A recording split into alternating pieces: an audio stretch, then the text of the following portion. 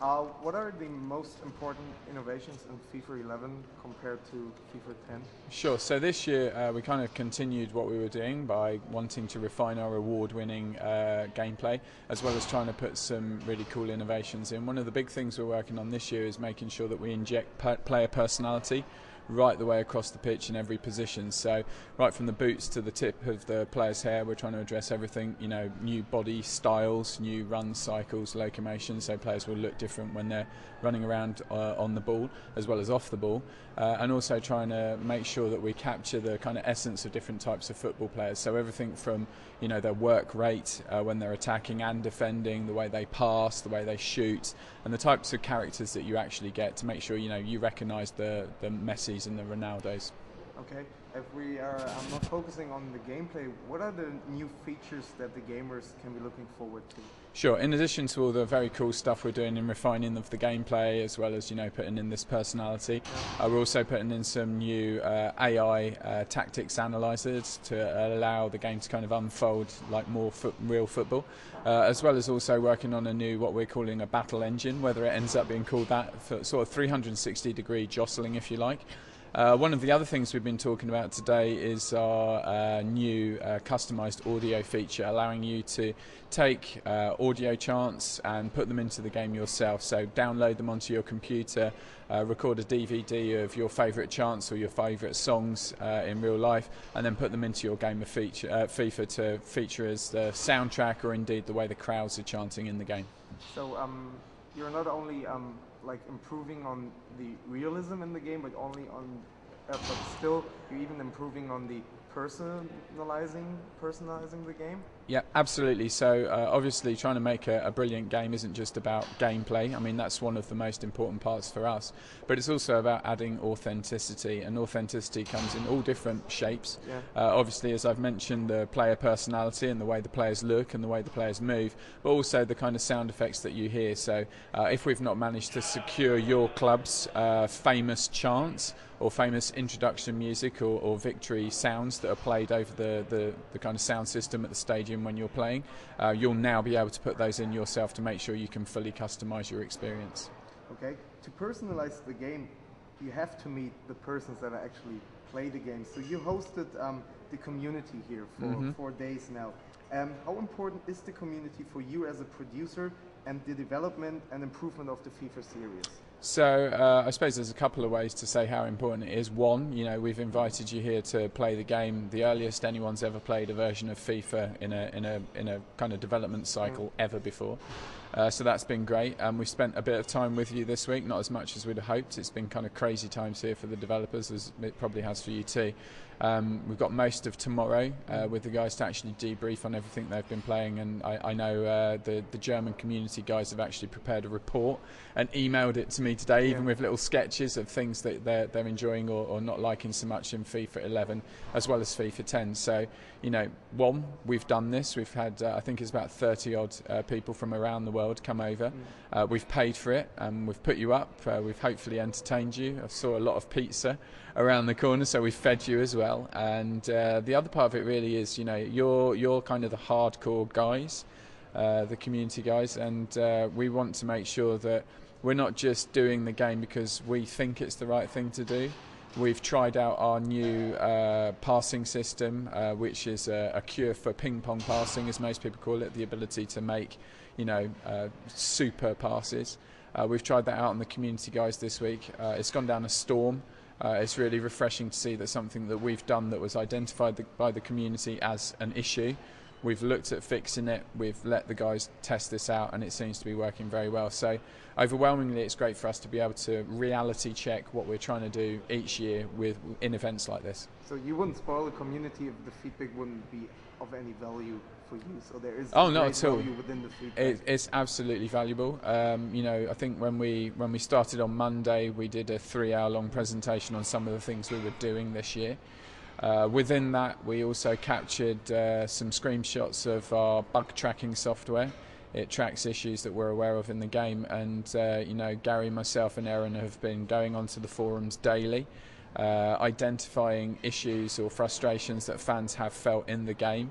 and actually importing them into our own bug tracking database and fixing them as we've been going along. So it's not just about features, it's about things that are niggling people as well. And you know, I've made a big deal of trying to make sure that the community understands that we are listening and we are trying to improve the game, and you know, that's exactly what we're doing. Tomorrow, FIFA 11 will already be yesterday. Yes. So if you look into the mist of the EA Sports crystal ball, what are you seeing in the FIFA's future? Sure. So I think some of the things we're obviously aware of are this year we identified that we really wanted to inject personality into the game. We're doing that in the way that the players are moving and behaving on the pitch at all levels, as individuals and as teams, and you know, that's very, very important to us. I think that's something that we want to continue to do. We've obviously done a lot of work on the gameplay across the board. If I was to kind of push towards where we wanted to go, we mentioned last year, you know, we have this multi-year work we want to do on manager mode. We've obviously got our online team play game modes. I think it's a similar kind of thing. We want to kind of continue pushing in the same direction to offer an unparalleled award-winning gameplay experience, to give you all the kind of game modes and experiences that people want, either locked to a single player, playing on a team with humans or with CPU control players, as well as also, you know, making it the most authentic sports video game there is. Short question, short answer. You mentioned the improvement of the game. Is there a final goal for you that one day FIFA is as realistic as that you can tell the difference between a game in TV and playing the actual game on PlayStation? I guess that is kind of an ultimate ambition. Funnily enough, a review's just been published on World Cup, which I was reading the other day, and the kind of summary comment where they either, you know, say how brilliant it is or not. The most negative thing they could say was it's not quite as good as the real thing. I think that's kind of a backhanded compliment in many ways. It's getting pretty close. I think naturally that's something we aspire to. At the same time, I'm not entirely sure that a 90-minute long simulation of sports on your television is going to do anyone any good.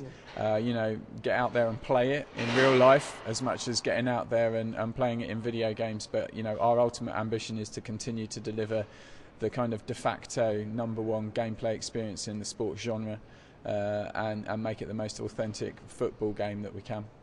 You already mentioned this online competition. What do you think is FIFA Online getting even more important within the community in general, and especially within the FIFA family?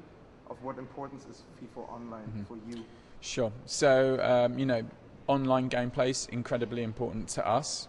You know, it's probably the second most played thing, apart from me and you sat on a couch playing head to head. That's #1, and it's kind of tied with manager mode at the moment, between sort of like head to head online and manager mode. So those two things are very, very important to us.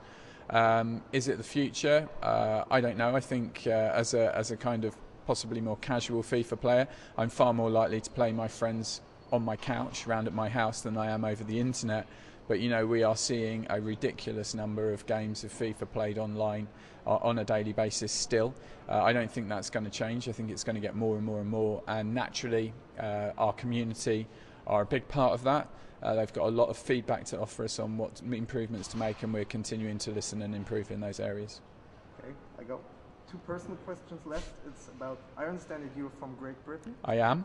So isn't it for you as a British kind of awkward that of all countries you produce FIFA in a hockey nation like Canada?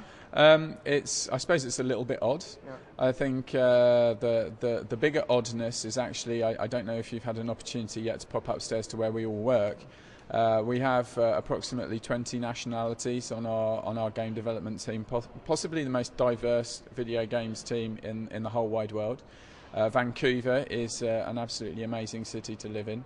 And EA have taken the unprecedented steps of importing the very best video games development talent for football video games into Vancouver. So whilst it's a strange place to make the game, overwhelmingly the team is made up of some of the most passionate, kind of hyper-competitive sports players and video gamers that love football.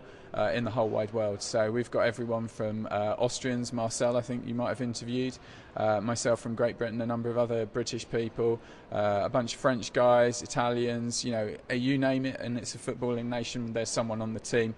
We have Argentinians, Colombians, Bulgarians. It's kind of a crazy spread of people. It makes for a very interesting working environment, particularly around World Cup time. And we're really looking forward to some of the kind of fun we're going to have with each other when those games are being played. You mentioned World Cup. In the second round in World Cup, you might the English national team might face Germany. Okay. Have you already used your FIFA connections to ban penalty shootouts from the tournament? No, we have no ability to sway the real world of football, regrettably. I'm certain that the English team will do a good job, but I'm 38 years old now. I've been through a number of World Cups, and it never ceases to disappoint me. Okay, thank you very much. You're more than welcome. Thanks, guys.